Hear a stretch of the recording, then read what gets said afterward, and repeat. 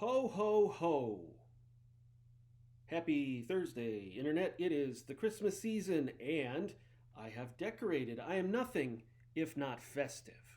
And so I plugged in some lights and I hung a little sprig of whatever that is, and I am ready for the season. Today is going to be show and tell on our weekly update, and so I want to start with some show and tell of another item from my shelf. When I was putting the lights up here, I thought I should probably talk about this. This is an actual game-used hockey puck that I caught at an Avalanche playoff game. It's probably 2007, maybe, give or take.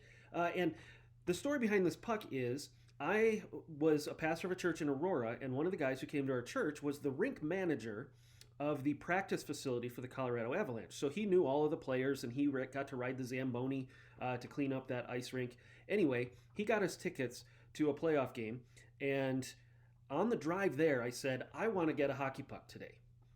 And the guys that were with me just started laughing at me, including this rink manager guy. He's like, Jeff, I've been to hundreds of hockey games.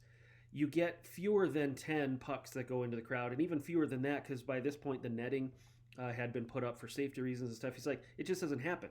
You know, in a baseball game, you can get a dozen, 2 dozen balls that go into the crowd on foul balls and stuff like that. He's like, hockey games, you just don't get that. I said, well, you never know. Anything can happen. So sure enough, we get there, and I come in and I sit down, and the game starts. They drop the puck to start at the opening faceoff.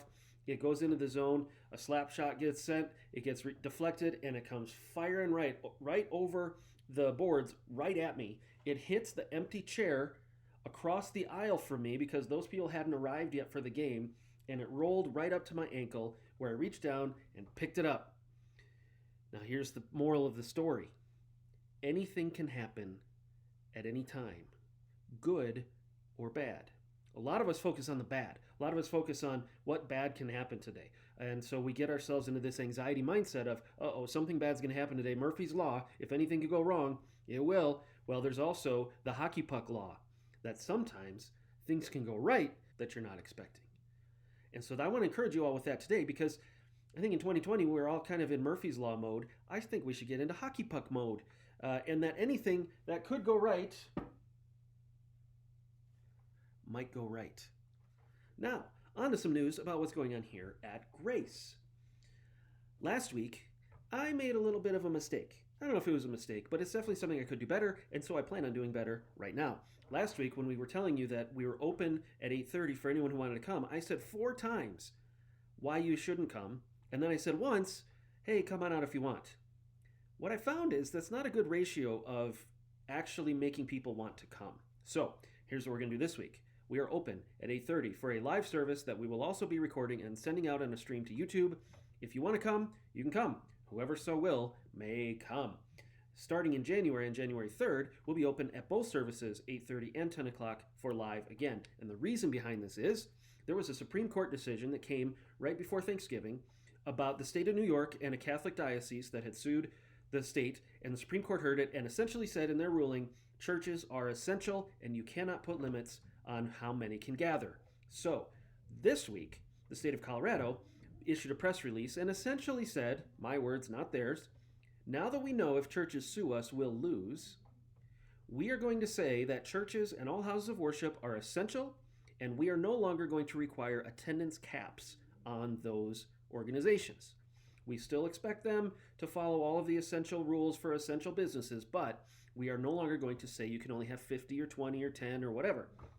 So as we're continuing to understand that, it is very exciting because for me, in my conscience throughout this whole thing, I have wanted to be above board, above reproach, and have integrity in how I respond to what the government is saying, as well as being a senior pastor where meeting is important and reaching our neighbors is important and trying to balance all that. And this basically takes the training wheels off and says, okay, we now can make those choices ourselves. And so here's the choice I intend to make. I'm going to be here.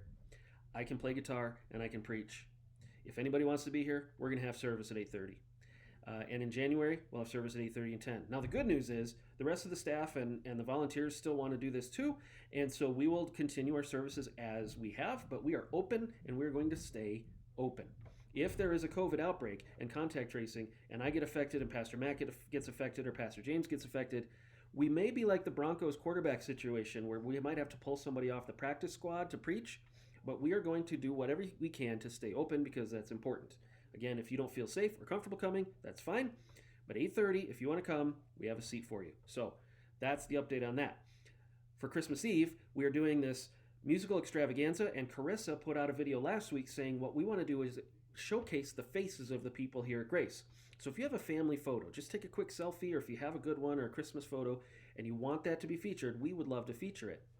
Send that in to office@gracelongmont.org, and it'll be included in that service video. And you don't need to worry, we're not going to zoom in and feature, your big nose in the video. No. It'll just be kind of a quick collage, and just know that if you send it in, it's going to go on the internet. So, but that's okay, because most people on the internet aren't real, they're fake anyway, so who knows. But if you want to be a part of that, send that in, and we'll include it for you. Also, tomorrow night, December 11th, Friday at 6:30, we are going to be having a bonfire or two in our parking lot for just kind of a gathering event. And it will be wintry, I'm told, and so there might be snow falling, which would be great. So bring your coat, bring your hat, bring your cider, bring your thermos full of hot chocolate, whatever you want to do. But we're going to almost use this as a test run to see what Christmas Eve in the parking lot might feel like or might be like. And maybe we'll move it indoors. Maybe we'll stay in the parking lot for Christmas Eve, watch this space for more announcements. But we intend to, learn as we go. The other thing I wanted to mention in terms of show and tell is there was an article that I read this week that I thought was pretty profound. And my good buddy, who is a former Free Church pastor who does a podcast called the 10-Minute Bible Hour, posted a thing on his YouTube channel today that I kind of think I want to share with everybody.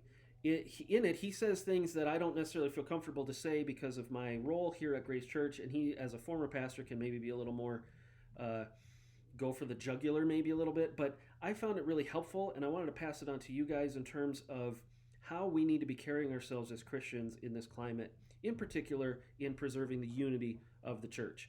And so I'm going to post links to those here on this video in the description, and check those out as you would like. But I am very glad that you are all watching this and that you are all part of the Grace family in one way or another. Thank you for being a part of that. Until next time, I'm Jeff, you're you, Godzilla is Godzilla, Jesus is the Messiah.